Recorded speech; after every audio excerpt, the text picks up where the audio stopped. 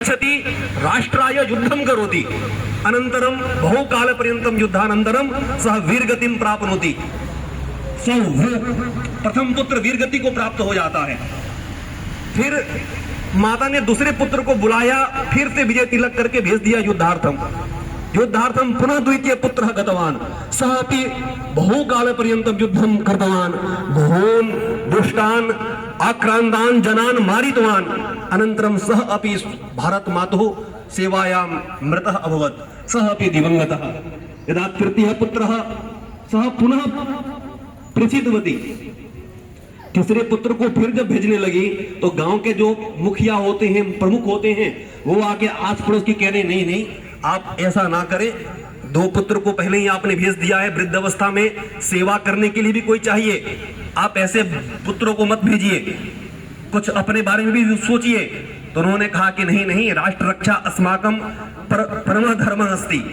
उन्होंने अपने तीसरे बेटे को भी भेज दिया, तीसरा बेटा भी गया, युद्ध किया, बहुत काल तक उसने भी युद्ध किया, मास पर्यंतम युद्धम अचलत, तथापि कालांतरे सः अपि मृतः अभवत्। यदा युद्ध भूम्यात् ततः सूचना आगतं भवत्याः तृतीयः पुत्रः अपि दिवंगतः, तदा माता तत्क्षणं रोदनं न कृतवती, सा माता रोदनं न कृतवती, चतुर्थं पुत्रं तत्क्षणम् आहूतवती। अनन्तरं तं पुत्रमपि प्रेषितवती, भवानपि गच्छतु युद्धार्थं, युद्धं करोतु। अनन्तरं पुनः परितः ये जनाः आसन्, इत्युक्ते प्रतिवेशिनः, पड़ोसी ये आसन्, आगत्य उक्तवन्तः भवती मूर्खा अस्ति वा, आप मूर्ख हो गए हो, अपने बारे में कुछ नहीं सोच रहे हो, बुढ़ापे की लाठी जो आपके पुत्र हैं आप सबको भेज दिया, एक पुत्र तो रख लो कम से कम। मां ने उसको भी भेज दिया युद्ध के लिए। कालांतर में जब वो भी वीरगति को प्राप्त हो गया, तब मां जो थी वृद्ध माता रोने लगी। जब रो रही थी तब फिर से पड़ोसी आ गए और क्या कह रहे हैं आकर के, वयम पूर्वमेव उक्तवन्तः भवते चतुर्थम पुत्रम मा प्रेषयतु अधुना रोदनेन को लाभः। अभी रो रहे हो, इस रोने से क्या लाभ, अब तो सब आपके पुत्र नहीं रहे। तो माता जी कह रही हैं कि भवन्तः मम रोदनस्य कारणं न जानन्ति, आप सब मेरे रोने का कारण नहीं जान रहे हो, इसलिए पूछ रहे हो। मेरे रोने का कारण ये नहीं है कि मेरे 4 पुत्र थे, चारों के चारों वीरगति को प्राप्त हो गए।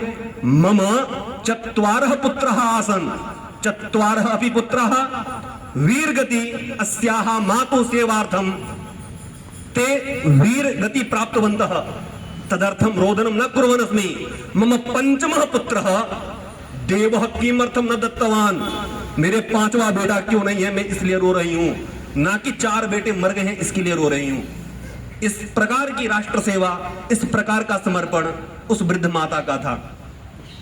इस भारत माता के कहीं भी हम जो कर्तव्य को कर रहे हैं, जो हमें दायित्व मिला हुआ है, जिस भी आधार पर हम हैं, निश्चित रूप से हमें अपने अपने दायित्वों का ईमानदारी से हमें पालन करना चाहिए। जो जिस फील्ड में है, अपने अपने फील्ड में अपने अपने कर्तव्य को, बच्चे हैं तो अच्छे से पढ़ाई करेंगे, उसमें उनका राष्ट्र सेवा है।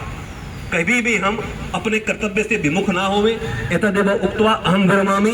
जयतु संस्कृतम, जयतु भारतम, भारत माता की जय, भारत माता की जय, वंदे मातरम, वंदे मातरम।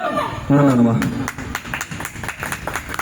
बहुत बहुत साधुवाद श्रीमान जी आपका। जयतु संस्कृतम, जयतु संस्कृतम।